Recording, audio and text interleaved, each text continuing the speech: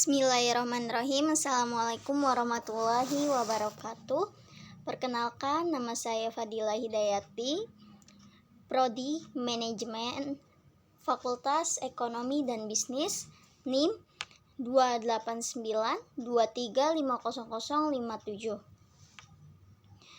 Mata kuliah Aspek Hukum, dosen pengampu Dr. Sugeng Prayetno SEMM. Di sini saya akan mempresentasikan tugas ujian akhir semester 1. Dan di sini saya akan mempresentasikan pertemuan ke-10, yaitu hukum konsumen. Yang pertama, A. Pendahuluan. Permasalahan konsumen selalu merupakan hal yang aktual untuk dipersoalkan dan diperdebatkan. Masalah konsumen adalah masalah manusia yang tentunya juga berhubungan dengan kesehatan manusia dan tidak lepas dari unsur di luar kesehatan, antara lain unsur keagamaan. Sesungguhnya masalah pelanggaran hak-hak konsumen di Indonesia sudah terlalu banyak terjadi, tetapi sebagian besar masyarakat membiarkan kasus yang menimpanya dengan berbagai alasan dan pertimbangan. Alasan yang paling sering dijumpai adalah tidak mau repot atau khawatir urusan jadi besar dan bertele-tele, dan tidak mau berurusan dengan polisi. Masyarakat tidak yakin laporannya akan ditanggapi dan dilayani dengan baik. Sebagian besar masyarakat tidak tahu harus kemana untuk mengadukan permasalahan tersebut yang dikhawatirkan akan menghabiskan biaya besar yang bahkan tidak mungkin akan membuatnya sengsara di kemudian hari. Akibat dari sifat pesimistis masyarakat untuk melakukan pengaduan atas masalah tersebut menyebabkan para pengusaha dan pemerintah tidak menyadari hal yang diakibatkan tindakannya jika tidak ada pengaduan konsumen. Dengan tidak adanya reaksinya konsumen seolah-olah memang menguntungkan pelaku bisnis, namun sesungguhnya sifat dalam masyarakat tersebut pada hakikatnya justru membahayakan usaha mereka, karena konsumen secara diam-diam akan beralih ke produk lain. Dalam banyak kasus terlihat bahwa pelaku bisnis seringkali tidak memperdulikan bahwa pabriknya telah menemani bisnis. Telah mencemari lingkungan atau produknya ternyata mengakibatkan penyakit bagi konsumen. Ada pelaku bisnis yang merespon peristiwa yang merugikan masyarakat dengan memojokkan konsumen dan mencari kelemahan korban untuk melepaskan diri dari tanggung jawab. Bahkan terkadang malah balik menuduh konsumen sebagai penyebab terjadinya peristiwa. Oleh karenanya, untuk memberikan perlindungan hukum baik kepada konsumen maupun produsen, maka Undang-Undang Nomor 8 Tahun 1999 tentang Perlindungan Konsumen dan Produsen. Walaupun undang-undang tersebut adalah tentang perlindungan konsumen, tidak berarti hak-hak produsen disingkirkan. Hal ini dapat dilihat antara lain dengan dicantumkannya rumusan dari hak-hak pelaku usaha pasal 27, yaitu dibebaskannya pelaku usaha dari kewajiban dan tanggung jawab yang dideritakan konsumen. B. Posisi konsumen dalam perdagangan bebas. Situasi akhir-akhir ini yang mendesak pemerintah dan pelaku usaha untuk segera memulihkan kegiatan bisnis dan perekonomian seringkali dihadapkan pada persoalan perlindungan konsumen. Pasokan barang dan jasa melalui kegiatan promosi yang gencara tidak selamanya dapat dipahami dengan baik oleh masyarakat, dan bahkan seringkali mengakibatkan masyarakat menjadi korban. Sifat terpikir objektif sering dikalahkan oleh kegiatan promosi.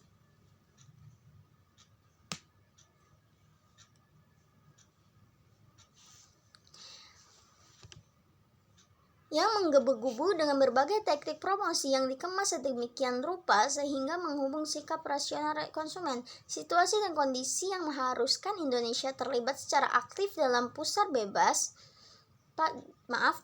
bebas dan globalisasi makin membuat masalah yang dihadapi konsumen semakin kompleks. Melalui Undang-Undang Nomor 7 Tahun 1999, dengan negara kita telah meratifikasi persetujuan pembentukan Organisasi Perdagangan Dunia atau World Trade Organization. atau WTO. Dalam aturan-aturan yang ditiapkan WTO, sebenarnya perlindungan konsumen lebih mendapat perhatian dan perlindungan hukum, misalnya hak kekayaan intelektual, standar-standar barang jasa yang diperdagangkan, serta sanksi bagi negara-negara yang memproduksi barang dan jasa yang tidak sesuai dengan ketentuan hukum.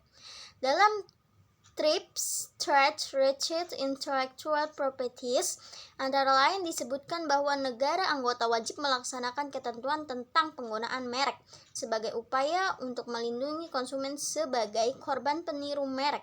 Misalnya, dalam kasus Nike di Indonesia, Mahkamah Agung Republik Indonesia berpendapat bahwa menggunakan merek terkenal di dunia internasional tanpa izin dapat juga mengelabui konsumen seolah-olah barang yang dipalsukan mereknya tersebut barang asli, padahal mungkin barang tiruan tersebut mungkin mulutnya lebih rendah dari barang aslinya.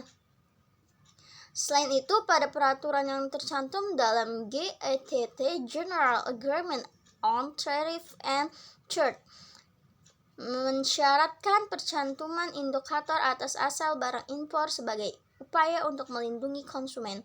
Bila dilihat dari sisi perlindungan konsumen menghadapi sistem perdagangan bebas, maka posisi konsumen ada pada dua, yaitu satu, posisi konsumen diuntungkan, dua, posisi konsumen yang dirugikan. C. Hak dan kewajiban konsumen produsen. Hukum, khususnya hukum ekonomi, mempunyai tugas untuk menciptakan keseimbangan antara kepentingan konsumen, pengusaha, masyarakat, dan pemerintah. Undang-Undang Nomor 8 Tahun 1999 tentang Perlindungan Konsumen (UUPK) secara tegas menyebutkan bahwa pembangunan ekonomi nasional pada era globalisasi harus mampu menghasilkan aneka barang dan jasa yang memiliki kandungan teknologi yang dapat menjadi sarana penting kesejahteraan rakyat dan sekaligus pendapatan kepastian atas barang dan jasa yang pernah diperoleh dari perdagangan tanpa mengakibatkan kerugian konsumen. Selanjutnya, upaya menjaga hak dan martabat konsumen perlu didukung peningkatan kesadaran, pengetahuan, kepedulian,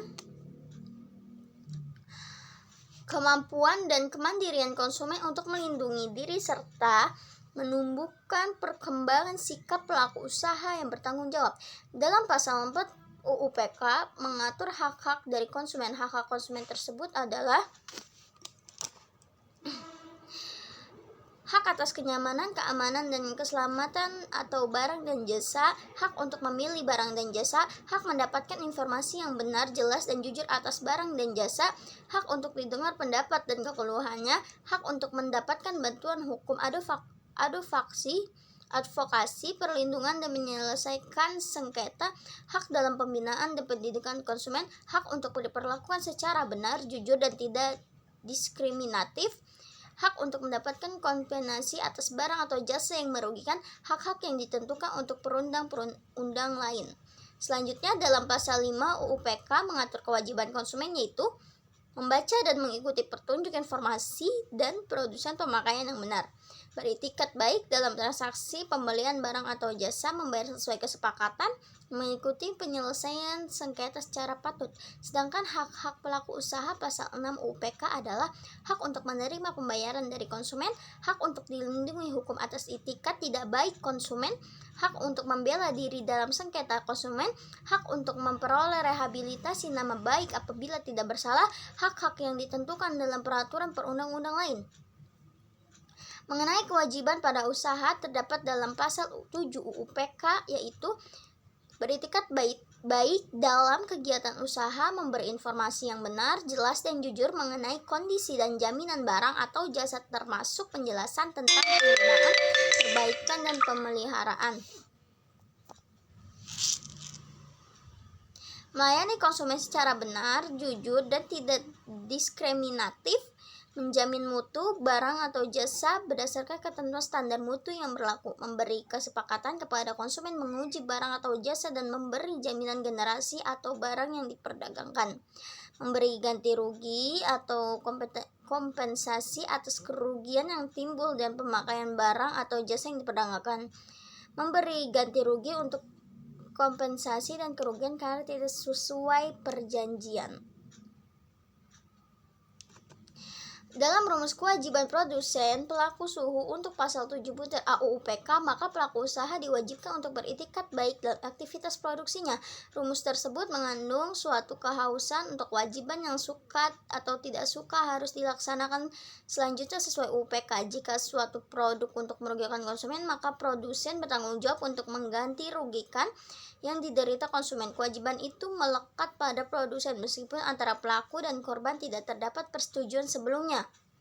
Sebagai contoh, ketika penjual es krim berkewajiban untuk bertanggung jawab atas penderitaan yang dialami korban yang menikmati es krim tersebut jika es krim tersebut mengandung bakteri penyakit. Dalam hal ini penjual es krim berkewajiban menanggung penderitaan korban karena perbuatan melawan hukum sebagai ditentukan di dalam pasal 1365 KUH Perdata. Selanjutnya perlu diketahui bahwa pelaku usaha dapat dibebaskan dari tanggung jawab pasal 27 UPK adalah suatu barang seharusnya tidak untuk diedarkan. Barang mengalami cacat di kemudian hari, cacat timbul sebagai akibat ditaatinya ketentuan mengenai kualifikasi barang. Kelalaian yang berasal dari konsumen setelah terjadi masa kadaluarsa penututan 4 tahun sejak barang dibeli atau diperjanjikan. Pada saat seseorang akan melakukan klaim, maka dasarnya terdapat 2 dasar tuntutan, yaitu 1. Pelanggaran jaminan, 2. Prinsip kehati-hatian. D. Sengketa konsumen dan parana pengadilan. Perbedaan kepentingan antara konsumen dan pelaku usaha mengakibatkan kemungkinan terjadinya sengketa konsumen cukup besar. Jika ada keluhan terhadap produknya, pelaku usaha akan mengupayakan penyelesaian tutup, sedangkan konsumen berkepentingan agar penyelesaian ketutup. Sedangkan konsumen berkepentingan agar menyelesaikan dilakukan lewat saluran umum supaya tuntas. Cara penyelesaian sengketa konsumen secara khusus sesuai UU PK memberikan berbagai manfaat bagi konsumen maupun juga bagi pelaku usaha, bahkan juga pemerintah, yaitu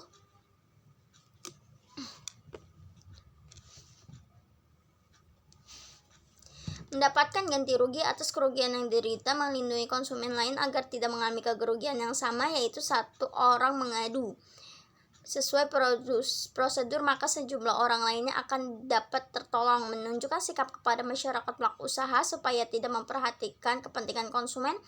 Pengaduan dapat dijadikan tolak ukur dan titik tolak untuk perbaikan mutu produk dan memperbaiki kekurangan lain yang ada.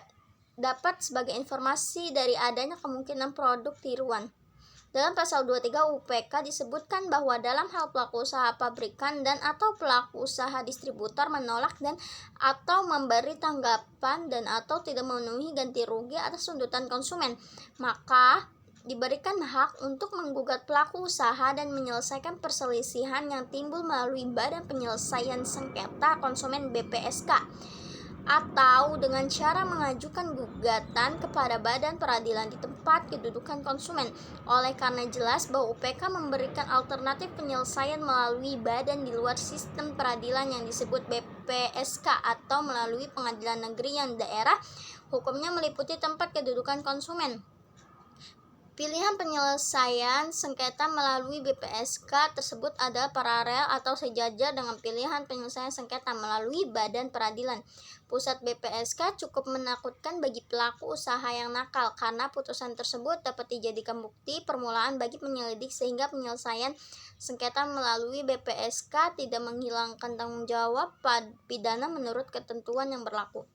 Berdasarkan pasal 46 ayat 1 UU PK dinyatakan bahwa setiap gugatan atas pelanggaran pelaku usaha dapat dilakukan oleh seseorang konsumen yang diragukan atau ahli waris yang bersangkutan, sekelompok konsumen yang mempunyai kepentingan yang sama, lembaga perlindungan konsumen swadaya masyarakat yang memenuhi syarat pemerintah dan atau instansi terkait apabila barang dan atau jasa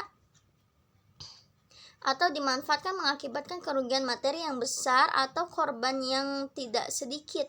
Gugatan yang diajukan oleh sebanyak kelompok konsumen lembaga perlindungan konsumen, swadaya masyarakat atau pemerintah tersebut di atas hanya dapat diajukan kepada peradilan umum. UPK mengakui adanya 3 jalur penyelesaian sengketa konsumen yang dapat dilakukan melalui peradilan: Badan Penyelesaian Sengketa Konsumen (BPSK), alternatif penyelesaian sengketa, dan atribusi sesuai UU Nomor 30 Tahun 1999. Penyelesaian sengketa melalui PSK. Untuk menyelesaikan sengketa konsumen, BPSK membentuk majelis dengan jumlah anggota berjumlah ganjil terdiri dari sedikit 3 orang yang mewakili semua unsur dan dibantu seorang panitera, dalam hal ini BPSK.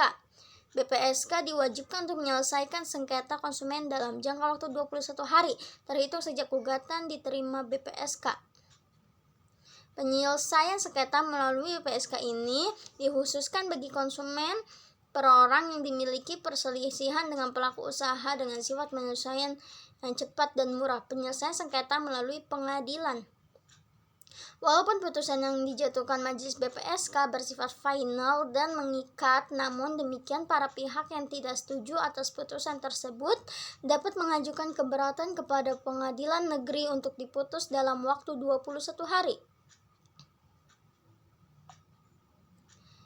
Dengan waktu 14 hari untuk mengajukan keberatan ke pengadilan negeri terhadap keputusan pengadilan negeri ini, dapat diajukan upaya hukum kasus ke Mahkamah Agung RI yang akan diputus dalam waktu 30 hari dengan waktu 14 hari untuk mengajukan kasasi. Demikian presentasi dari saya. Apabila ada salah, mohon dimaafkan sebesar-besarnya. Baik, Assalamualaikum warahmatullahi wabarakatuh.